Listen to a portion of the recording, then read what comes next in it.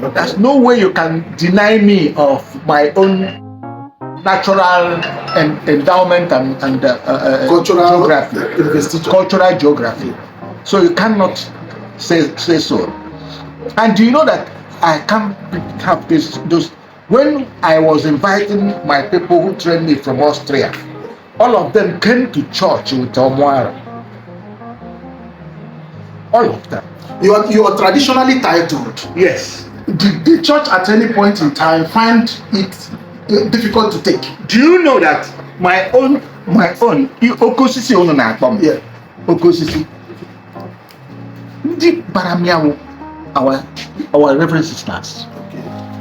Because of what I have been doing, how to because in those days when I was young and flexible, no matter where our reverend sister is, we shall appoint 2, 3, 4 reverend fathers. Tell them, go and see sister so in Ibadan. See this person. And when you go, you carry good things, rice and some pulse. And once we get there, we just sing our song. No invitation. We arrive. And then let our sister come out. We just donate those things we have come with. And come back and we are gone. Right? So that gives them also the courage that they have people. They have an attachment, they have the background, the history, and so on. We have been doing it, but now the younger generation from us now are no longer very active in this aspect. But I was the person who fully initiated in Arondizuogu, and it was popular. And our Arab people were so grateful we did it. Prof, you've championed quite a transition. Yes. Where priests could now feel more comfortable, even with their local roots. Yes. My question is, in your personal encounters, Yes. did you encounter challenges from the church as you led that evolution? So far, none. Okay. In my environment. Okay. Kibo diocese, in Olu diocese. And here, if there's any mass here now, I can take that by Omwaro and join them at mass here. And indicating now Arondizuogu behind me and in front. Okay. It's my identity. Would you say it has always been like that with the church, or was there a time that couldn't be admissible in church? I can say yes, because I was still very, very small. I can't know what actually those who were older than I am, they never initiated such a thing, which means it was not even thought or even created or imagined. But during our own time, when everything is down, I had to do it, and it is done. Prof, I want to really know, like, I heard you say that you originated that design. Can you really talk more about that? Because originality is the actual creativity. Good. And we in Arondizuogu as a community, there's no occasion we hold. It's either ERG or KG or all those things, or even outing mass, or what do you call it now? Presentation of children in the church. Child education. You see that it is natural that our people come with that Omwaro to church. Why? That's the clergy. No. I'm talking the whole community. The whole community. Many will come with it. It's not compulsory to identify with the family that is celebrating. Then I don't have sufficient reason not to get myself also identified with that family. Or that whatever culture, outing. Let me use that word, outing. Okay. I should be part of the outing. Yeah. I can say you tested the waters. The fact of bringing us to the knowledge that a priestly regalia, it is not against or cannot be said to be antithetical or in any way a counter idea to the traditional. My brother, any religious practice that has no cultural background has no value. Put me anywhere. has no value. I believe that. Any religious practice that has no cultural, what is enculturation all the while?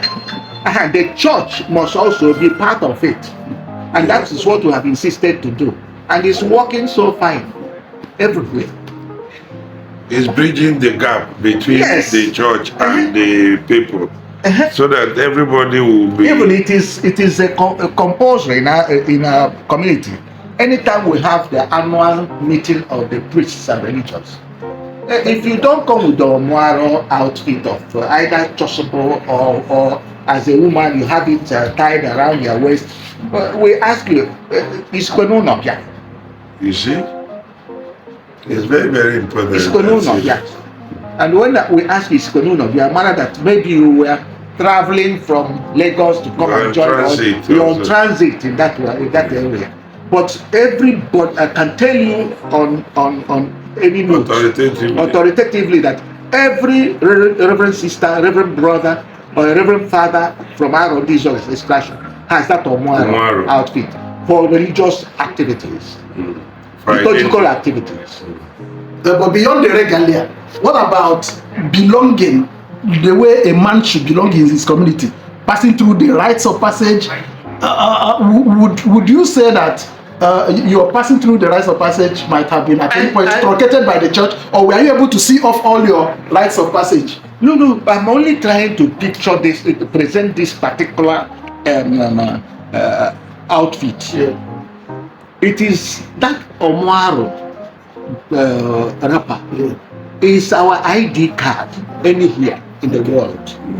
Therefore, whether it is in Arondizuogu or in Arondizuogu or anywhere, it's still the ID card, you know. Immediately you say this person is from Aron. Instructions. For identity. For identity. It's very good. Whether you are using it as a chasuble or you just tie it your waist and whatever. And you cannot go, let's say now, if the KG ceremony, which identifies us, or during the KG, how can a man who is part of the whole celebration come to Nkwachi, in quote, without Omuaro? It's not. Can you see that would be proper dressing? Exactly. Including me. In those days, my legs were carrying me enough.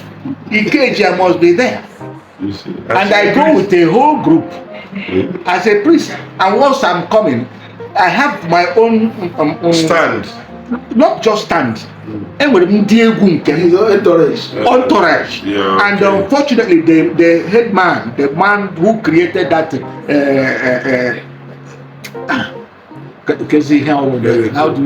who started that, who I engaged, or my nephew, but late. And since he died now, that thing has no longer function. Jerome Okonkwo cannot go to Nkwachi without that troop behind me. Okay. I'd like to come in here, Prof. Yes. I have just one question to ask you. Yes. It's away from, not totally away, but it's away from the discussion that we have now. Yes. I would like to ask you, sir. Before we started this recording, yes, I showed you an image, or rather pictures, of a Catholic church in Abuja, St. Luke, who decided to have their Catholic procession in an all Igbo themed outfit. So this is my question, sir. Do you think that the Igbo man today will be asking too much if we decide to replace the images that we have in our churches today with images that we are very much on? It's already, very a Christ that we can identify with, that wears our skin. This is on in many churches now. Okay. So it is on. So what do we call that now? Enculturation. Enculturation. Yes. Or is it some reawakening of some we sort? wouldn't even like to call it enculturation because it has been there as a foundation of our existence. Okay. The white men didn't accept it, or not accept it. They didn't appreciate it, or they didn't even understand. Yes. They came with the type of what do you call it now? Imposition. Yes. Which they never considered our basement. Yes. In being and nothingness. That's how I put it. In our being and nothingness.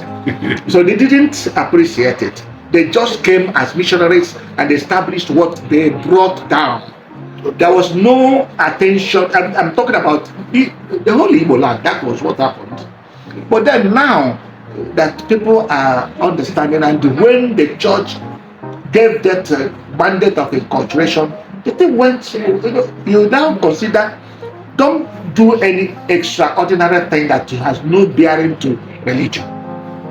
But as long as it's a cultural data, why can't you make use of it and tell that Christ came?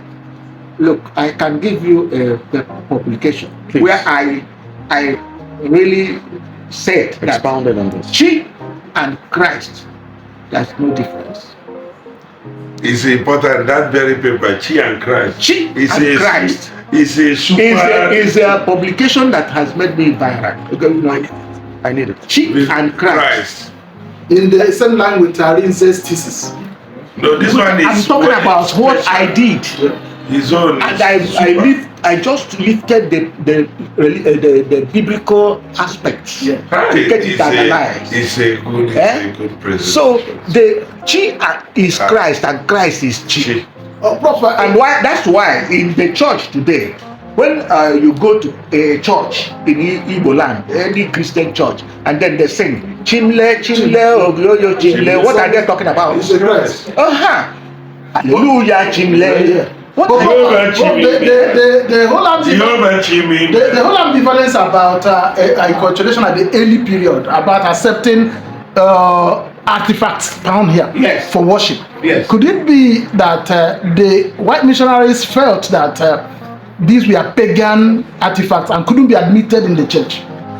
You have said it. They have said it. They have said it. Yes. They did not come to study us. Yeah. They came to impose. Let me use convert us to their own. Sort of save us from ourselves. Whatever it can be. And remember at the initial time when they brought Christianity, you see those ancient pictures. You see people in the Warakwa, and they didn't say no. They didn't. They also entered the church. They didn't stop them from. They didn't stop them. Why didn't they then take that basement of our cultural artifacts and basements of being, our beingness? Yes. They didn't get to that root. And I like it, that beingness. Beingness. Our remember beingness. You wrote something about that, is it this and the other one, the philosopher, and he treated this very well. So that beingness is important. And there's no way you can separate a human person from his or her beingness. And these things are completely nurtured and nurtured from the background of the culture. Cultural, yes. I mean, there's no way you can separate the whole thing. It's not possible. Why am I having this type of color? Did I request for it? Or do you now think it is a failure? And I'm telling you that white men know, even now, that this skin is superior to what they have. That was the base for all racism, because the journeys of discovery saw that blacks were in the majority and they got agitated. It was the first time they could see that their white pigmentation was actually some form of mutation. So they got very anthropologically everything started in Africa. Yes, of course. Everything. Okay, let me tell you. You can find out, even if I look for the Mwedo's publication of early days, I may find it. Mwedo made it clear from his analysis that ever before, please underline, ever before the first European was baptized, Clovis of France, we had over 20 flourishing dioceses in Africa. We had, underline this. We had very over important. 20 flourishing dioceses in Africa before the first Oh, is that European. supposed to be a sort of retroactive validation of African traditional religion? No. What I'm talking about is that it is Africa that brought Christianity to Europe. Okay. It's in that very book I told you. It is Africa, St. Augustine, Okay. and the rest of them. They were the people who transferred Christianity there because Africa was the. Excuse me. You think Mary, after the birth of Christ, when Herod wanted to kill, why is it that Joseph Goes to Egypt. went to Egypt? If they had no bearing or no affiliation, why should they? One, that place was the center of civilization, the whole world. Okay, can you remember when the world was celebrating the centenary? Egypt was celebrating the 6th centenary. When the whole world was celebrating the centenary, Egypt was in the 6th century. Is an older civilization than Western thought. Yes. The first university. Okay. Is it not in that? They were all their tales. What are you talking about? The first They were all they are all there. These are testimonies Yeah. of what happened in the past. So, truly speaking, they brought nothing new. Because when you now talk about Chi and Christ, they brought nothing new. And watch, if you now look at the early morning greetings of Igbo, you will appreciate the domestic implication of Christ already in our greetings. Three of them. Like that's why anytime you say